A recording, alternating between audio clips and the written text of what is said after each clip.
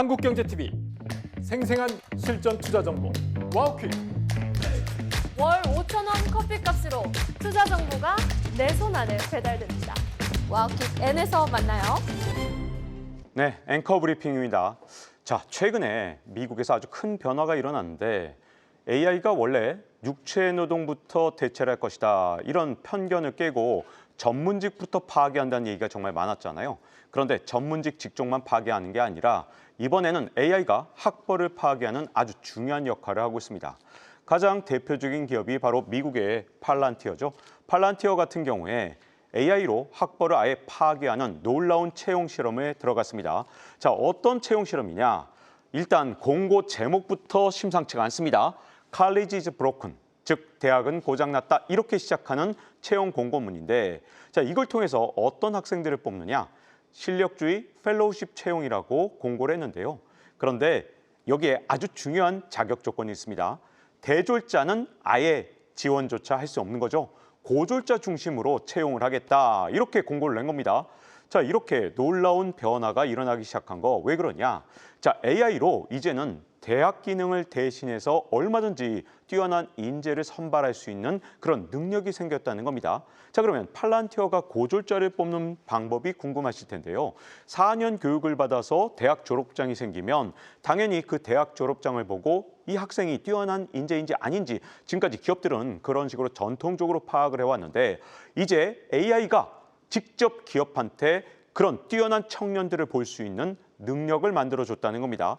자, 일단 채용 방법은 간단합니다. AI가 답이 없는 열린 질문을 한다고 합니다.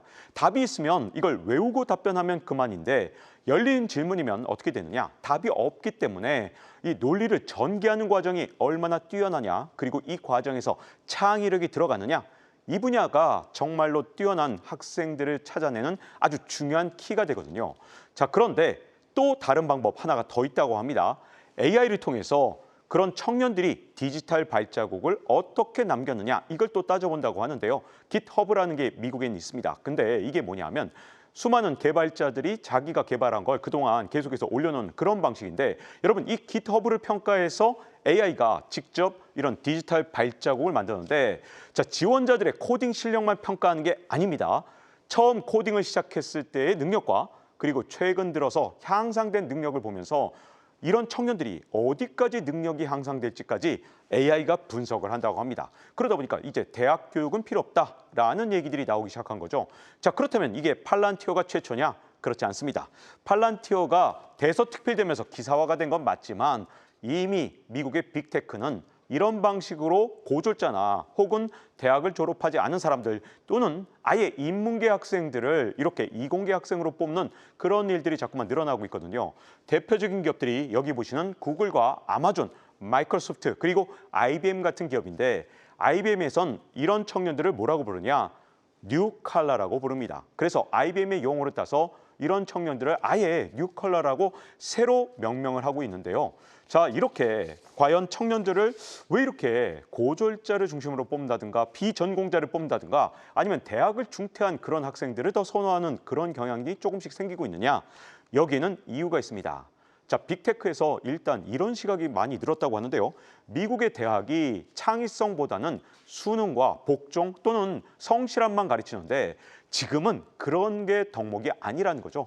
더 중요한 건 결국은 진실함의 안락함보다는 더욱더 이 진취적이고 앞으로 도전하는 그런 청년들이 굉장히 중요한데 대학 교육이 그 역할을 하지 못하고 있다고 생각하기 때문에 기존의 대졸자를 뽑는 시스템 자체를 없앤 건 아니지만 이렇게 특별하게 뛰어난 청년들, 고졸자라도 뽑을 수 있는 다른 루트를 만든 겁니다. 자, 그러면 많은 시청자분들이 이런 의심을 하실 수가 있겠죠. 고졸자로 뽑아놓고 혹시 차별을 하는 거 아니냐? 대졸자를 좀 더 빨리 승진시키고 고졸자는 자꾸 승진해서 누락되는 것이냐? 그렇지 않다고 합니다. 자, 구글과 IBM은 이미 뉴컬러 이렇게 채용이 된 고졸자들이 이미 관리직 그리고 이사급까지 등장을 했다고 합니다. 자, 이런 채용 자체가 굉장히 최근에 생긴 건데 벌써 이사급이 생겼다. 그만큼 고졸자들을 우대하고 있다는 뜻이 되거든요. 그러니까 여기에서 어떤 이유가 있느냐? 자, 우리나라 같은 경우는 인맥이나 사내 정치가 아직도 인사에 조금이라도 영향을 미칠 수 있다라는 걱정들을 하잖아요. 그런데 미국의 빅테크는 AI로 업무 실적을 분석하기 때문에 이제는 철저하게 인맥을 배제하고 또는 사내 정치나 이런 것들을 배제하고 정말로 그 사람이 얼마나 뛰어난 업적을 만들었느냐, 그 사람이 어떤 대학을 나왔느냐가 아닌 진짜 실력만으로 평가를 시작했다고 합니다. 자, 그러다 보니까 이제 AI가 학벌을 파괴하기 시작했다, 이런 얘기가 나오고 있는데, 자, 이미 AI가 변호사나 또는 회계사 등 전문직을 파괴하고 있다는 얘기는 정말 많이 나왔습니다만 학벌을 파괴하고 있다는 얘기는 아마 생소할 수도 있습니다. 하지만 미국의 실리콘밸리에서는 이미 학벌 파괴가 아주 본격화됐고요.